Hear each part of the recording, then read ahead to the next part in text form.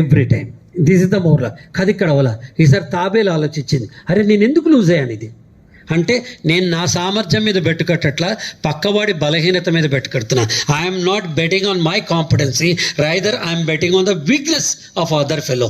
కాబట్టి ఆలోచించి అది కుందేలు దగ్గరికి వెళ్ళి, మిత్రమా ఓసారి నువ్వు గెలిచావు, ఓసారి నేను గెలిచాను, థర్డ్ రేస్ మళ్ళీ పరిగెత్తుతావు. కుందేలు అనుకుంది, ఎన్ని రేసులైనా పరిగెత్తు, నా కాంపిటెన్సీకి నేను గెలుస్తాను, ఎస్ అంది.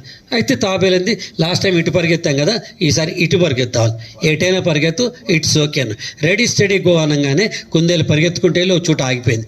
కారణం, పక్కనే ఎదురుగా కాలువ వచ్చింది, దానికి ఈత రాదు, అది అలా ఆలోచిస్తుంది. తాబేలు వచ్చి డుబిక్కు నీళ్ళలో దూకి అవతల పక్కకెళ్ళి ఐఎమ్ ద విన్నర్ అని చెప్పింది. What is the moral of the story? Always bet on your competency, not on the weaknesses of others. నీ దగ్గర ఉన్న సామర్థ్యం మీద బెట్టు కడితే మనం గెలుస్తాం. కదిక్కడితో అవలా వాళ్ళిద్దరు